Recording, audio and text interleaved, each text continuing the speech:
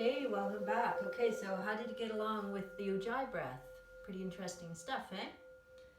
Well, yoga has infinite varieties of pranayama. And now we're going to leave the Ujjayi aside just for a second. We're going to stay with the counting. We're going to stay with the intercostal breath. But we are going to control the inhale and the exhale by only breathing through one side of the nose or the other. Okay, so anyone who's ever practiced yoga has probably done alternate nostril breathing. It can be called by various names, Nadi Shodhana or Anuloma Viloma, or simply alternate nostril breathing. Evidently, the volume of air that passes through one nostril at a time is probably about half of what passes through two nostrils. So by doing alternate nostril breathing, we are again using a breathing technique that slows the breath. And by slowing the breath, we bring about a deep sense of physiological relaxation. Okay, so we're helping the body to feel more relaxed in the body, okay? Now the mind, we get to the mind by these counting rhythms, okay? So one of the big problems that people experience when they try to do yoga is they get quite overwhelmed by this concept of having to not think about anything. And in fact, when I first practiced yoga, the first 10 years I practiced yoga, let's say, I could be doing postures and thinking about work, thinking about shopping, thinking about relationships, whatever. So I was doing postures, I was going through the motions, but I certainly wasn't getting into the deeper state of relaxation and of consciousness that yoga can really provoke, it can really induce. So how I managed to heal myself of that was through Vini Yoga.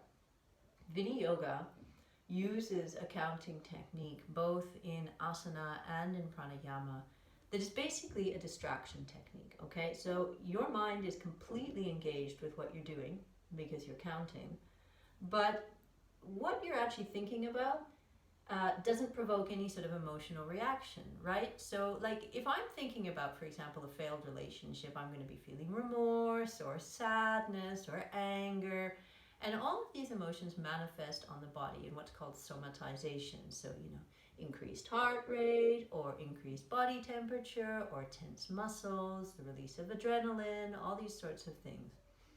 If I'm counting, really the only emotion that it's going to awaken is perhaps boredom. And boredom doesn't really produce any sort of somatic effect. It's just boredom. And so in one way, we are distracting the mind, so we're reducing our somatization, but we're also increasing our tolerance to boredom.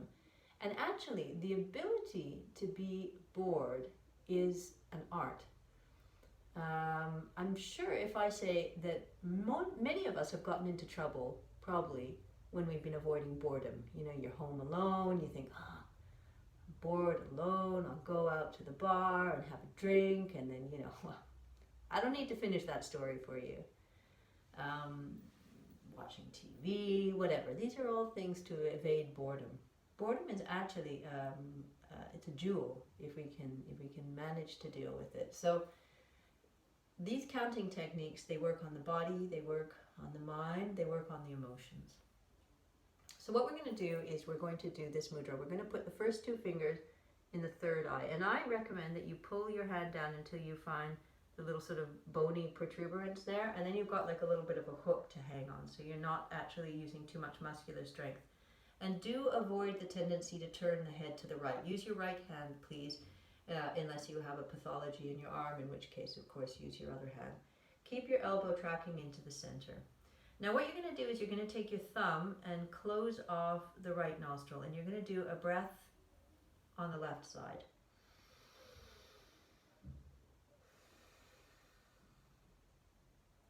And then you're going to use the ring finger and the pinky to close off the left nostril, and you're going to do a breath on the right side.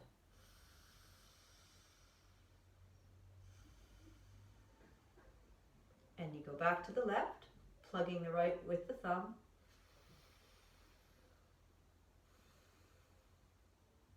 And back to the right.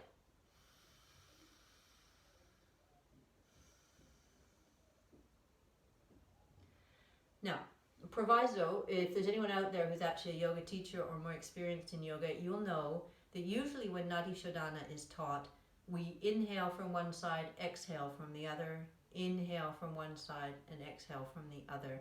But what I've found in my years teaching that for beginners, it is much easier for me to say, breathe once on one side and once on the other. Okay, so step by step, we'll start to perfect our technique. So that's your homework for now. Nadi Shodhana. Okay, so little mudra, breath on the left, breath on the right. Okay, and do 12 breaths. So you can either do 6 on either side, or you can do 12 on either side, as you wish. Om